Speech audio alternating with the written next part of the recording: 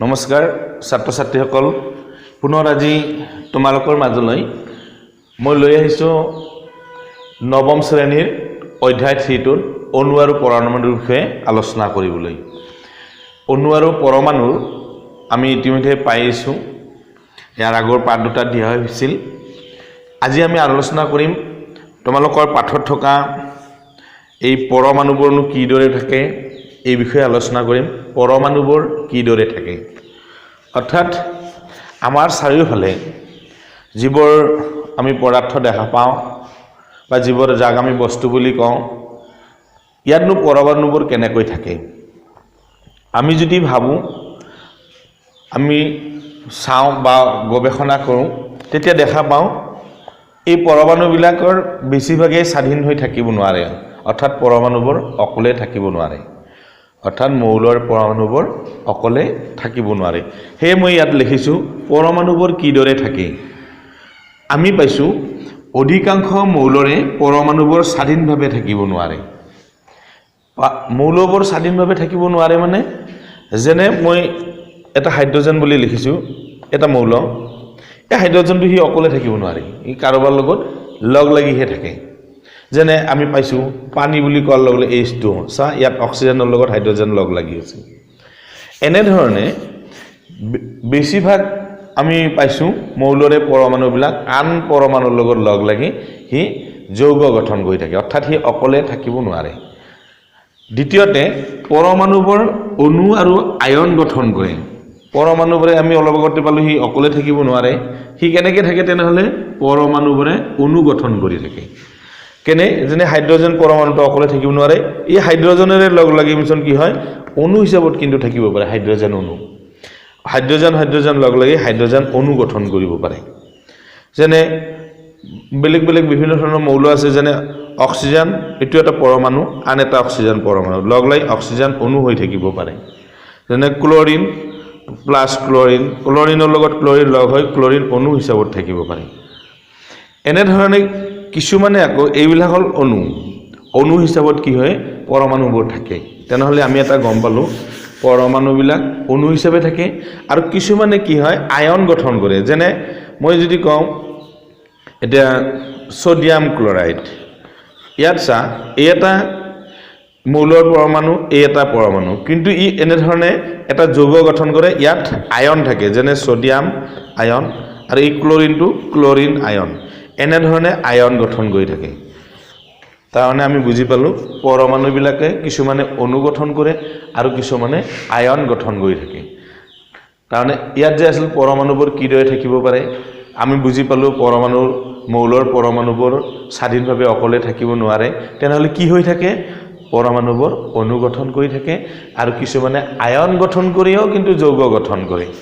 তাৰমানে আমি বুজি পালোঁ পৰমাণুবোৰ অণু আৰু আয়ন গঠন কৰে। 2 নম্বৰটো পালোঁ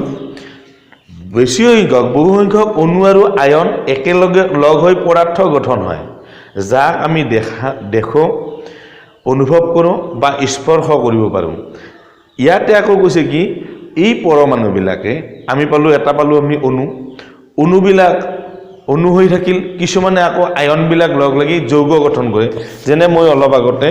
তোমালোকক ক'লোঁ ছ'ডিয়াম ক্লৰাইড। এই ছ'ডিয়াম ক্লৰাইডটো ইয়াত বেলেগ বেলেগ পৰমাণু আছে, বেলেগ বেলেগ পৰমাণু লগ হৈ এটা নতুন যৌগ গঠন কৰিছে। গঠন কৰাৰ লগে লগে এই গঠন যৌগটোক আমি কিন্তু স্পৰ্শ কৰিব পাৰোঁ, ইয়াক লাৰিব পাৰোঁ। যেনে ছ'ডিয়াম ক্লৰাইড মানে হ'ল নিমখ, আমি নিমখ বুলি কওঁ, নমক বুলি কওঁ, এই নিমখটো হৈছে ছ'ডিয়াম ক্লৰাইড। চোৱা ছ'ডিয়াম ক্লৰাইডটোক তেনেহ'লে আমি ধুনীয়াকৈ ইয়াক চুই চাব পাৰোঁ, সেয়া স্পৰ্শ কৰিব পাৰোঁ, আমি অনুভৱ লাৰিব পাৰোঁ, তাৰ সোৱাদ কেনেকুৱা জানিব পাৰোঁ। তাৰমানে প্ৰথমতে আমি গম পাইছিলোঁ কি পৰমাণুবিলাক অণু আৰু আয়ন হিচাপে গঠন হয়। দ্বিতীয়তে পালোঁ বহু সংখ্যক অণু কেতিয়াবা একেলগ হয়, আয়নবিলাক লগ হৈ মিছন কিছুমান পদাৰ্থ গঠন কৰে, যাক আমি তেতিয়া কি হয় স্পৰ্শ কৰি চাব পাৰোঁ, যাক অনুভৱ কৰিব পাৰোঁ। তাৰমানে যেনে তোমালোকে পাইছা পানী বুলি কোৱাৰ লগে লগে H2O, ই যৌগ গঠন কৰি আছে, তেতিয়া ইয়াক আমি লাৰিব পাৰোঁ, যাক চাব পাৰোঁ, দেখা পাওঁ, এনেধৰণৰ ই হৈ পৰে। তেনেহ'লে আমি এটা কথাত স্পষ্ট হলোঁ যে পৰমাণুবিলাক কিদৰে থাকে তেনেহ'লে আমি উত্তৰটো ক'ব লাগিব পৰমাণু কিছুমান অণু হিচাপে থাকে কিছুমান আয়ন হিচাপে থাকে বহু সংখ্যক অণু আৰু কেতিয়াবা লগ লাগি একোটা পদাৰ্থ গঠন কৰে অণুবোৰ লগ লাগি পদাৰ্থ গঠন কৰে আৰু কিছুমানে অণু আৰু আয়নৰ লগ লাগি একোটা নতুন পদাৰ্থ বা যৌগৰ গঠন কৰি থাকে যিবোৰক আমি দেখা পাওঁ বা অনুভৱ কৰোঁ যাক ব্যৱহাৰ কৰিব পাৰোঁ কাৰণ আমি সিধাই যে ক'লো পানীৰ অণু H2O ই অতি ক্ষুদ্ৰ চকুৰে মনিব নোৱাৰে কিন্তু অসংখ্য পানীৰ অণু লগ লাগি মিছন কি হয় পানীৰ এটা থোপ হ'ব পানী এবিধ পদাৰ্থ হ'ব আৰু তেতিয়া তাক আমি স্পৰ্শ কৰিব পাৰিম বা ব্যৱহাৰ কৰিব পাৰিম যেনে আমি সোডিয়াম ক্লৰাইড বুলি ক'লো সোডিয়াম ক্লৰাইড অতি ক্ষুদ্ৰ নগণ্য কিন্তু এই সোডিয়াম ক্লৰাইড যেতিয়া থোপ হৈ থাকিব বহু সোডিয়াম ক্লৰাইড একেলগে লগ লাগি থাকিব তেতিয়া আমি নিমখখিনিক আমি দেখা পাম তাৰ সোৱাদ ল'ব পাৰিম তাক আমি চাব পাৰিম তেনেহ'লে আমি বুজি পালোঁ পৰমাণুবোৰ কিদৰে থাকে পৰমাণুবোৰ আয়ন হিচাপে থাকে অণু হিচাপে থাকে কেতিয়াবা কেইবাটাও অণু লগ লাগি মিছন একোটা নতুন কেইবাটাও অণু লগ লাগি আকৌ যৌগ নতুন পদাৰ্থ গঠন কৰি থাকে আৰু আয়নবিলাকেও কি হয় লগ লাগি নতুন পদাৰ্থ গঠন কৰি থাকে এইবাৰ আমি পাম 2 নম্বৰত আলোচনা কৰিম অণু কি ইয়াত আছে অণু কি এতিয়া চাবা ইয়াত আছে অণু হ'ল ৰাসায়নিকভাৱে যোজিত অৰ্থাৎ আকৰ্ষণ বলৰ দ্বাৰা দৃঢ়ভাৱে লগ হৈ থকা দুটা বা ততোধিক পৰমাণু এটাৰ গোট অণু বুলি কোৱাৰ লগে দুটা বা ততোধিক পৰমাণু আকৰ্ষণ বলৰ দ্বাৰা লগ লাগি থকা এটা গোট অলপ আগতে ক'লো যেনে সোডিয়াম ক্লৰাইড মই উদাহৰণ দিছোঁ এতিয়া স্যাৰ দুটা পৰমাণু লগ আছে এটা পৰমাণু এই এটা পৰমাণু এই দুয়োটাই এটা আকৰ্ষণ বলত এই দুটা এনে লগ লাগি থকা নাই এই দুটা পৰমাণুৰ মাজত এটা আকৰ্ষণ বল আছে আৰু আকৰ্ষণ বলৰ কাৰণে ইহঁতে লগ লাগি কি হয় এটা থুপ খাই থাকে যাৰ ফলত এটা নতুন কি হয় অণু এটাৰ গঠন কৰে সোডিয়াম ক্লৰাইড অণু যেনে পানীৰ অণু H2O এইটো হ'ল পানীৰ অণু ইয়াতো ভিন্ন পৰমাণু লগ লাগি দুটা হাইড্ৰজেন আৰু অক্সিজেন দুটা ভিন্ন পৰমাণু লগ লাগি পিছত কি হৈছে এটা পানীৰ অণু গঠন কৰি আছে ইয়াতে তাকে কৈছে ই এটা গোট পৰমাণুৰ গোট থুপ তাকে কৈছে অণু হ'ল ৰাসায়নিকভাৱে যোজিত অৰ্থাৎ আকৰ্ষণ বলৰ দ্বাৰা দৃঢ়ভাৱে লগ হৈ থকা দুটা বা ততোধিক পৰমাণুৰ এটা গোট দুটা বা ততোধিক পৰমাণুৰ একোটা গোট এই পৰমাণুবিলাক একে পৰমাণুৰ দ্বাৰা গঠিত এই অণুবিলাক একে পৰমাণুৰ দ্বাৰা হ'ব পাৰে বা বেলেগ পৰমাণুৰ দ্বাৰা লগ লাগি ই গঠন হ'ব পাৰে কিন্তু যতেই নাথাকক কিয় ইহঁতৰ নিজৰ ধৰ্মটো কিন্তু পৰমাণুবিলাকে কেতিয়াও এৰি নিদিয়ে ইয়াৰ নিজৰ ধৰ্মটো হি সদায় অক্ষুণ্ণ ৰাখে যেনে সোডিয়াম ক্লৰাইড নিমখ ইয়াক ভাঙিলে সোডিয়ামৰ ধৰ্মটোও পাম আমি ক্লৰিনৰ ধৰ্মটোও পাম ইয়াত হাইড্ৰজেন পানীক ভাঙিলে আমি হাইড্ৰজেনৰ ধৰ্মটোও পাম অক্সিজেনৰ ধৰ্মটোও পাম কিন্তু যৌগ হিচাপত তাৰ নিজৰ ধৰ্মটো প্ৰকাশ নকৰি আন এটা ধৰ্ম হি প্ৰকাশ কৰে ইয়াত দিছে তোমালোকে কিতাপখন সদায় মেলি চাবা মই যিবোৰ বুজি আছোঁ তেতিয়াহে বুজি পাবা এৰেছে অণুৰ সংখ্যা এনেধৰণে দিব পাৰি মৌল বা যৌগ এটাত স্বাধীন স্বত্ব থকা যি ক্ষুদ্ৰতম কণাই মৌল বা যৌগটোৰ সকলোবোৰ ধৰ্ম প্ৰদৰ্শন কৰে তাকে অণু বুলি কোৱা হয় চা ইয়াত অণুটোত ই মৌল যি পৰমাণুৰে মৌলৰে পৰমাণু নহওক কিয় ইয়াৰ নিজৰ ধৰ্মবিলাক কিন্তু সি সদায় অক্ষুণ্ণ ৰাখিব ইয়াৰ মূল ধৰ্মটো সি তাত কি কৰিব প্ৰকাশ কৰিব সেইকাৰণে আছে একে বা বেলেগ মৌলৰ পৰমাণুবোৰ একলগ হৈ অণু গঠন কৰে সি কি হয় একে মৌলৰ পৰমাণু লগ লাগিব পাৰে যেনে H2 এটা বেলেগ মৌল নহয় ইয়াত একে পৰমাণু লগ লাগছে ইটো এটা অণু এটা দুটা হাইড্ৰজেন পৰমাণু লগ হৈ এটা অণু গঠন হৈছে ইয়াত কিন্তু দুটা বেলেগ পৰমাণু লগ হৈ ইও এটা অণু গঠন হৈছে ইটো কিন্তু এটা অণু ই এটা বেলেগ পৰমাণু হাইড্ৰজেন এটা পৰমাণু অক্সিজেন এটা পৰমাণু কিন্তু ই এটা অণু এই গোটেইখিনিকে এটা কি বুলি ক'ব একেলগে অণু বুলি ক'ব তাৰমানে আমাক এতিয়াই বুজাইছে অণুবিলাক একে পৰমাণুৰ দ্বাৰা গঠিত হ'ব পাৰে নাইবা বেলেগ পৰমাণু লগ লাগিও কি হ'ব পাৰে অণুবিলাক গঠন হ'ব পাৰে কিন্তু ইয়াৰ মূল যি মৌলৰ পৰমাণুৱে নহওক কিয় ইয়াৰ মূল ধৰ্ম বা চৰ্তটো সি কেতিয়াও এৰি নিদিয়ে সি যৌগটোত অক্ষুণ্ণ হৈ থাকে তাৰ কোনো পৰিৱৰ্তন নহয় তাৰমানে আমি বুজি পালো অণু কি অণু হৈছে দুই বা ততোধিক পৰমাণু গঠিত এটা গোট য'ত একে পৰমাণু থাকিব পাৰে নাইবা ভিন ভিন পৰমাণু থুপ খাই থাকিব পাৰে তেনেহ'লে তোমালোকে চাবা ইয়াৰ পিছত আমি আলোচনা কৰিম কিহৰ বিষয়ে মৌলৰ অণু এটা আছে মৌলৰ অণু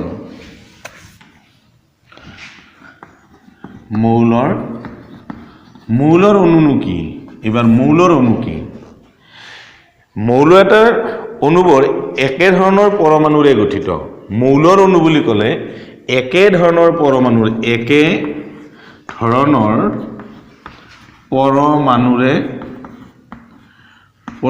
গঠিত গোট তাৰমানে আমি সহজ অৰ্থত মৌলৰ অণু মানে একে ধৰণৰ পৰমাণুৰে গঠিত গোট একে ধৰণৰ পৰমাণুৰে গঠিত গোট বুলি কোৱাৰ লগে লগে যেনে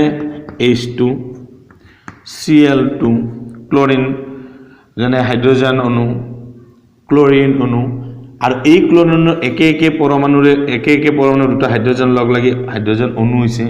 ক্লোৰিন দুটা পৰমাণু লগ লাগি ক্লোৰিন অণু হৈছে এনে ধৰণে আমি যদি আন বেলেগো চাব পাৰে যেনে অক্সিজেন অণু দুটা অক্সিজেন পৰমাণু লগ হৈছে এইবিলাকক ক'ব মৌলিক অণু এইবোৰ হৈছে মৌলৰ অণু হ'ল যেনে হাইড্ৰোজেন অণু ক্লোৰিন অণু অক্সিজেন অণু এইবিলাক মৌলৰ অণু আৰু ই কেতিয়াবা অকলশৰীয়াও থাকিব পাৰে কিছুমান মৌলৰ অণু অকলশৰীয়াও থাকিব পাৰে যেনে এইবিলাক হ'ল মৌলৰ অণু যেনে আমি পাইছোঁ অকলে থকা কিছুমান মৌলৰ অণু তোমালোকে পাবা যেনে হিলিয়াম নিয়ন আৰ্গন এতিয়া দিছে মৌল এটাৰ অণুবোৰ একে ধৰণৰ পৰমাণুৰে গঠিত আৰ্গন হিলিয়াম আদিৰ বহুতো মৌলৰ অণু এটা মাত্ৰ পৰমাণুৰে গঠিত অৰ্থাৎ 2 নম্বৰ মই লিখিছোঁ এটা মাত্ৰ পৰমাণুৰে গঠিত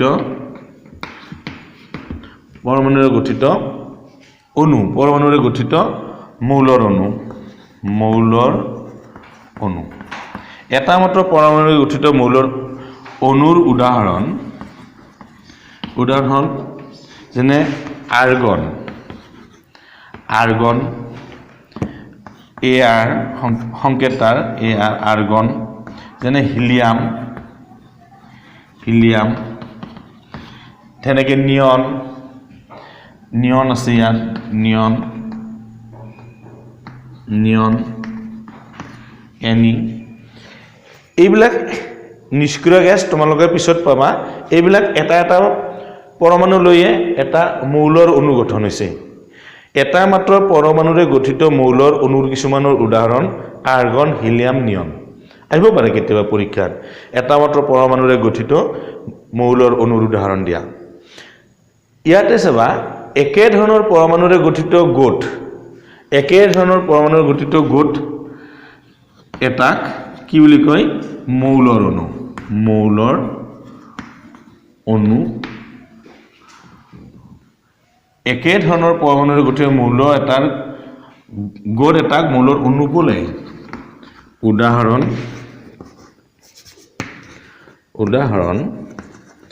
আমি কি পালো যেনে হাইড্ৰোজেন ক্লোৰিন অক্সিজেন ইয়াতে কেতিয়াবা আকৌ কি চাবা এটাত দুটাতকৈ বেছি পৰমাণু লগ হৈও মৌলৰ অণু হ'ব পাৰে মই এতে লিখিছোঁ একে ধৰণৰ পৰমাণুৰে গঠিত গোট এটাক মৌলৰ অণু বোলে উদাহৰণ H2Cl2O2 ইয়াতে লিখিছোঁ এটা মাত্ৰ পৰমাণুৰে গঠিত মৌলৰ অণুও থাকিব পাৰে যেনে আৰ্গন হিলিয়াম নিয়ন কিন্তু কেতিয়াবা কি হয় যেনে অক্সিজেনৰে ইয়াত দুটা পৰমাণু আছে কিন্তু দুটাতকৈ বেছি পৰমাণু থকাও অক্সিজেনৰ মৌলিক অণু আছে যেনে O3 এটা কয় ওজন তেনেহ'লে ওজন ইয়াতে কিন্তু অক্সিজেন পৰমাণু তিনিটা আছে তাৰমানে আমি এটা কথাই বুজি পালোঁ যে মৌলৰ অণুত পৰমাণু এটাও থাকিব পাৰে দুটাও থাকিব পাৰে তাতকৈ বেছিও থাকিব পাৰে যদি দুটা থাকে তেনেহ'লে ক'ব দ্বিপাৰমাণৱিক মৌলৰ অণু যদি এটা থাকে এক পাৰমাণৱিক মৌলৰ অণু যদি তিনিটা থাকে ত্ৰিপাৰমাণৱিক মৌলৰ অণু ত্ৰিপাৰমাণৱিক মৌলৰ অণু এনেধৰণে ইহঁতক নামাকৰণ কৰা হ'ব আৰু এটা পৰমাণু এটা মৌলৰ অণুত যিমানটা পৰমাণু থাকে তাক পাৰমাণৱিকতা বুলি কোৱা হয় এটা মৌল এতে দিছে তোমালোকক চাবা ইয়াৰ পিছত চাবা অধাতুবোৰ সৰভাগ ক্ষেত্ৰতে কথাটো তেনে নহয় উদাহৰণস্বৰূপে অক্সিজেন এটা অণু অক্সিজেনৰ দুটা পৰমাণুৰে গঠিত হেবে ইয়াক এটা দ্বিপাৰমাণৱিক অণু বুলি কোৱা হয় সচৰাচৰ থকা দুটা ঠাইত অক্সিজেনৰ তিনিটা পৰমাণু একত্ৰিত হ'লে তাক অজন অণু পাম অণু এটা যিমান সংখ্যক পৰমাণুৰে গঠিত হয় তাক অণুটোৰ পাৰমাণৱিকতা বুলি কোৱা হয় তেনেহ'লে আন এটা প্ৰশ্ন হ'ব পাৰে কি পাৰমাণৱিকতা কাক বোলে প্ৰশ্ন এটা মই এইখিনি মুছি দিছোঁ এবাৰ আহিল পাৰমাণৱিকতা কাক বোলে পাৰমাণৱিকতা কাক বোলে পাৰমাণৱিকতা কাক বোলে এটা প্ৰশ্ন ধৰা হ'ল এটা প্ৰশ্ন আহিল তেনেহ'লে পাৰমাণৱিকতা কাক নুবুলিব এতিয়া দিছে অণু এটাত যিমান সংখ্যক পৰমাণুৰে গঠিত হয় উত্তৰত লিখিব লাগিব অণু এটা যিমান সংখ্যক পৰমাণুৰে গঠিত হয়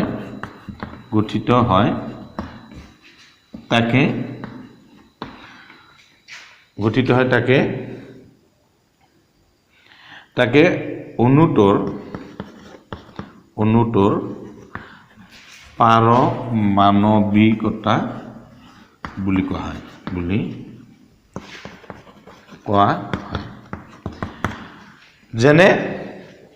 যেনে কেনেকুৱা যেনে অ'টোৰ অৰ্থাৎ অ'টো বুলি নিদেই মই ইয়াতে দিলোঁ যেনে অক্সিজেনৰ পাৰমাণৱিকতা 2 অক্সিজেনৰ পাৰমাণৱিকতা কি হ'ব 2 অৰ্থাৎ দ্বিপাৰমাণৱিক অক্সিজেন সেইকাৰণে অক্সিজেনৰ পাৰমাণৱিকতা 2 বা দ্বিপাৰমাণৱিক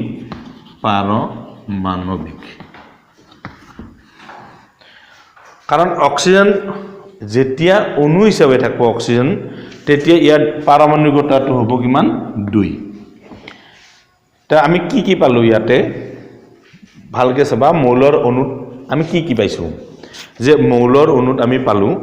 যে মৌল এটাৰ অণুবোৰ একে ধৰণৰ পৰমাণুৰে গঠিত হয় আৰু এই একে মৌল এটাৰ অণুবোৰ একে ধৰণৰ পৰমাণুৰে গঠিত ইয়াতে এই পৰমাণুবিলাক কেতিয়াবা এটাকৈ থাকি মৌলৰ অণু গঠন হ'ব পাৰে যেনে আমি উদাহৰণ দিছিলোঁ আৰ্গন নিয়ন কেতিয়াবা এটাতকৈ বেছি পৰমাণু লগ হৈ মিছন মৌলৰ অণু এটা হ'ব পাৰে যেনেকৈ আমি উদাহৰণ দিছিলোঁ অক্সিজেন নাইট্ৰজেন অণুবিলাক যেনে হাইড্ৰজেন অণুবিলাক আৰু কিছুমানত কিন্তু দুটাতকৈও বেছি পৰমাণু লগ হৈ থাকিব পাৰে তেতিয়া তাক যেনে আমি পাইছিলোঁ অজনত হিও কিন্তু মৌলৰে অণু বুলি কোৱা হয় যেতিয়া তাত থকা পৰমাণুবিলাক একে ধৰণৰ হয় এইখিনিতে আমি আৰু এটা প্ৰশ্ন পালোঁ কি যে পাৰমাণৱিকতানো কি কাক বোলে মৌলৰ পাৰমাণৱিকতা কাক বোলে মৌলৰ পাৰমাণৱিকতা কাক বোলে যে অণু এটাত যিমান সংখ্যক পৰমাণুৰে গঠিত হয় তাকে অণুটোৰ পাৰমাণৱিকতা বুলি কোৱা হয় যেনে অক্সিজেনৰ অণুৰ পাৰমাণৱিকতা অণু শব্দটো লাগিব অণুৰ পাৰমাণৱিকতা 2 কাৰণ ইয়াক দ্বিপাৰমাণৱিক বুলি কোৱা হয় কিয় মই এটা কাৰণটা হ'লে এই অক্সিজেনটো লিখা হয় এনেকৈ O2 ইয়াত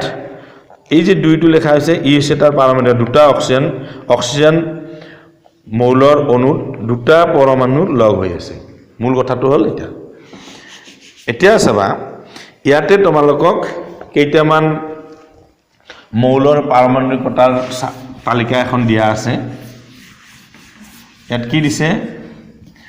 এনেধৰণে ইয়াত দিছে আৰ্গন আৰ্গন, তলত দেখিছে হিলিয়াম, তাৰপিছত দিছে হাইড্ৰজেন, নাইট্ৰজেন, ক্লৰিন,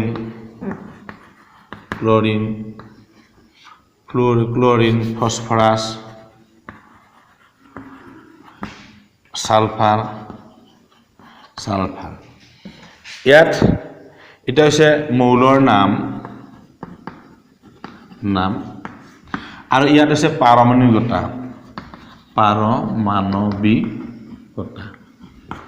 এতিয়া চা আৰ্গনৰ পাৰমাণবিকতা, আমি আৰ্গনে মৌলিক অণু হিচাপে থাকিলে অকলে থাকে, সেইকাৰণে ইয়াৰ পাৰমাণবিকতা হৈছে 1, সেইকাৰণে 1 পাৰমাণবিক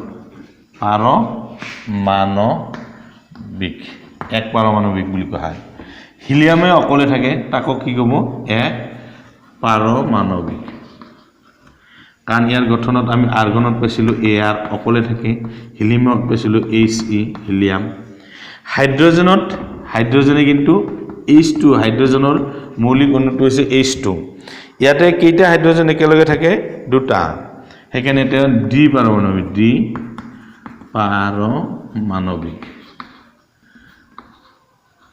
পাৰমাণবিক। ঠিক তেনে নাইট্ৰজেনৰ লিখাতে, নাইট্ৰজেনৰ মৌলিক অণু লিখাতে আমি N2 হিচাপত লিখিম, সেইকাৰণে ই হ'ব ডি পাৰমাণবিক। ঠিক তেনেকৈ ক্লৰিনক লিখাতে আমি Cl2 বুলি লিখা হয়, ক্লৰিন, এটাৰ পাৰমাণবিক, ই হ'ব ডি পাৰমাণবিক। ঠিক তেনেকৈ ফসফৰাছৰ ক্ষেত্ৰত কিন্তু ফসফৰাছ P4 বুলি লিখা হয়, ইয়াতে 4টা পৰমাণু একেলগে থাকে, ইয়াত দিয়া নাই ফসফৰাছ, গতিকে এতিয়া হ'ল এই ফসফৰাছৰ কি 4 পাৰমাণবিক। আমি এটা অক্সিজেন আছিল, অক্সিজেন O2 ডি পাৰমাণবিক। এতিয়া সালফাৰৰ ক্ষেত্ৰত কিন্তু ই বহু পাৰমাণবিক বুলি লিখা আছে, এই কাৰণত সালফাৰ ভিন্ন ৰূপত থাকে, S2, S4, S6, S8 এনেধৰণে ইহঁতৰ ভাগ থাকে, সেইকাৰণে ইয়াত বহু পাৰমাণবিক লিখছে, বহু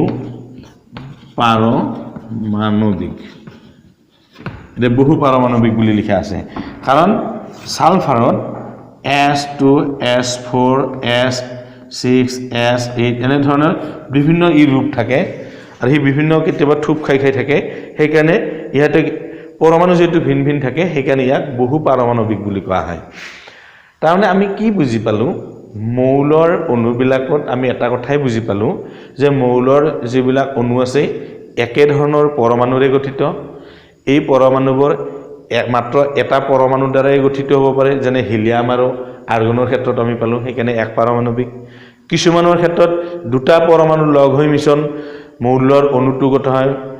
তেতিয়া হাইড্ৰজেন, যেনে হাইড্ৰজেন, নাইট্ৰজেন, অক্সিজেন এইবিলাক পাইছিলোঁ, সেইকাৰণে তাক কৈ 2টা পৰমাণু থকাৰ কাৰণে ডি পাৰমাণবিক বুলি কোৱা হয়। ফসফৰাছৰ ক্ষেত্ৰত কিন্তু 4টা পৰমাণু একেলগে থুপ খাই থাকে, সেইকাৰণে 4 পাৰমাণবিক বুলি কোৱা হয়। ঠিক এনেকৈ সালফাৰৰ ক্ষেত্ৰত সি ভিন দেখা যায় কাৰণে ইয়াক বহু পাৰমাণবিক বুলি কোৱা হৈছে। তাৰমানে আমি বুজি পালোঁ যে মৌলৰ অণু কি বস্তু বা মৌলৰ অণু কি, তাৰ বিষয়ে আমি এটা ধাৰণা পাইছোঁ। তোমালোকে একবাৰ ভালদৰে চাবা, ইয়াত সুন্দৰভাৱে ইয়াত ব্যাখ্যা কৰা আছে, বস্তুবিলাক ভাগ কৰি দিয়া আছে, এবাৰ পঢ়ি চালে এই কথাখিনি বুজিব পাৰিবা। ইয়াৰ পিছৰ পাঠত তোমালোকক মই দিম যৌগৰ অণু কি, আয়ন কি, এই বিষয়ে আজি ইমানতে সমাপ্ত কৰিলোঁ।